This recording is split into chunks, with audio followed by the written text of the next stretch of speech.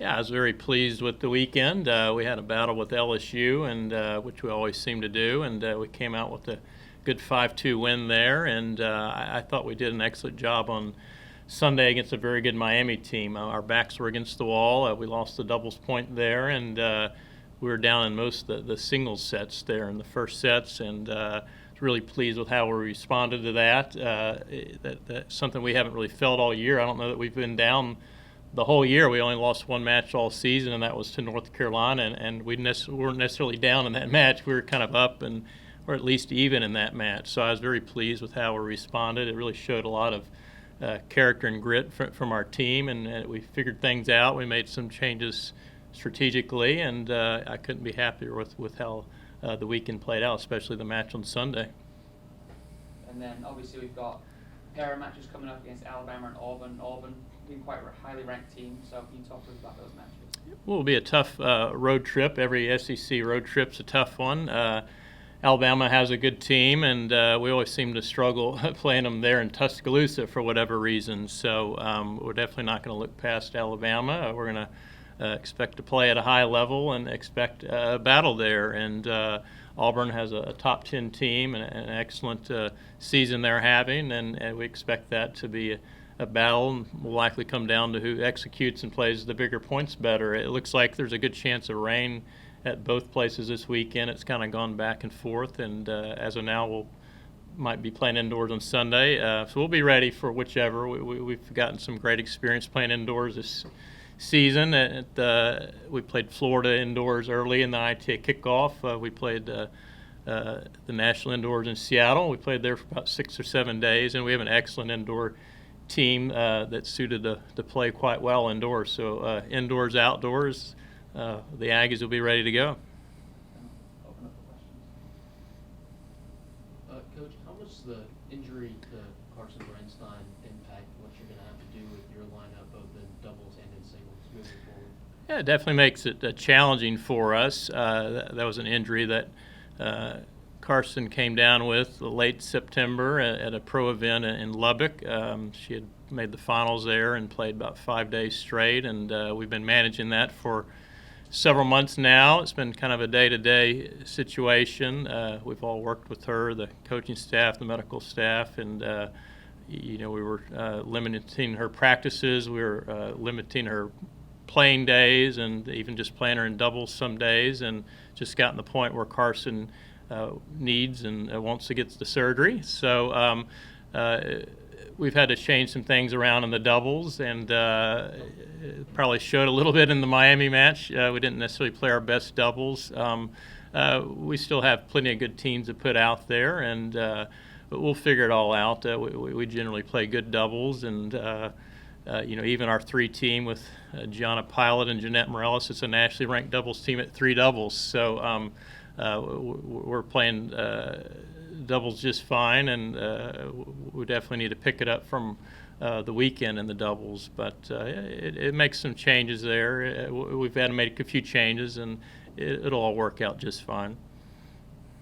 I think that's interesting because last time you talked to us, Mark, I think you talked about the doubles. You wanted to tweak it or get better. Was that because of her injury, or was that something separate? We were talking about this last time you mentioned doubles. Well, the injury's always kind of been in the back of my mind. I didn't know how much time we were working with. Were we going to be able to get Carson through the end of the season or not? Those are things you always kind of just have playing in the back of your mind. And Carson and Mary are currently ranked 3 in the nation in doubles right now, so it is hard knowing that we could have that out there. But on the other hand, we need to get Carson's health and well-being in the right spot there. And we've had to tinker around a little bit. We have some other options to go to if this doesn't work as well, but I'm confident this lineup will work.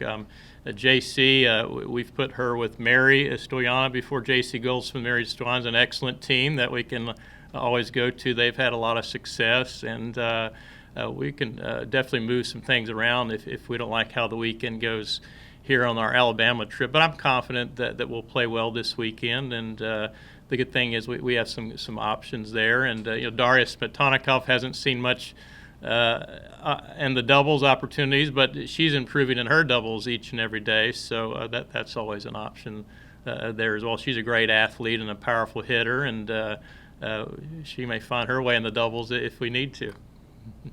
Going on the road in this league, especially with the conference winning streak you guys are on, how much attention is paid to that, and how much pressure do you and the team feel with target on your back?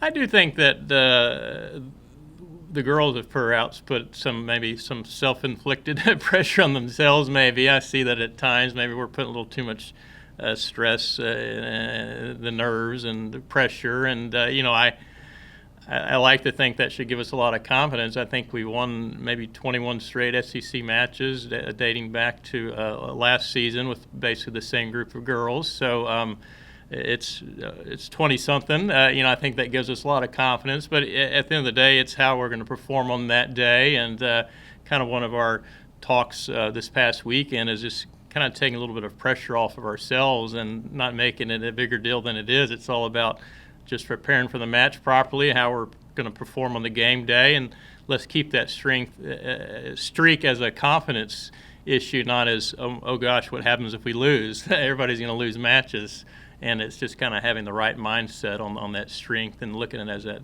as confidence for our team. Knowing that you might have to play indoors, does that change your preparation at all throughout the week, or do you kind of take all of that early experience playing indoors and just kind of apply it as you go? Well, we'll look at the weather forecast as we get a little closer to it. We're going to fly out tomorrow, and if the forecast looks bad, we'll likely go indoors and practice there. We'll definitely practice on Thursday indoors. If the match Friday looks like it'll be indoors. And generally speaking, in an outdoor tennis match, the points last longer. They're a little tougher points. You got to kind of think things through, and in an indoor match, it's a little bit more of a quicker thing. It's a bang, bang, bang. Who starts the point out well, who serves well, who returns well, and who comes out sharp and ready to go. And a lot of times in an indoor match, the crowd can get involved. It gets loud indoors, and it's kind of how you handle those types of situations there. But I feel very confident in our group, whether it's indoors or outdoors. We're going to be in great shape. With the win streak that you guys are on and the success you've had, are you surprised with where you're at, or were you kind of expecting the results that I knew if our team was mostly healthy, I knew this is where we could be. The season we had last year, I knew this team was actually going to be a better team, or thought that it was going to be a better team. So I'm not surprised at all. We really have a very talented group. We've got 8 girls on scholarship that are all very, very good tennis players. Gianna Pilot's nationally ranked in singles and doubles, and she's kind of our 7 or 8 singles players. She's so it's I'm not surprised at all of how we've done. You never assume anything, but it hasn't come as much of a surprise to me. Okay, excuse my ignorance, but what is Brunstein's injury? Has she had surgery, and what's the recovery time?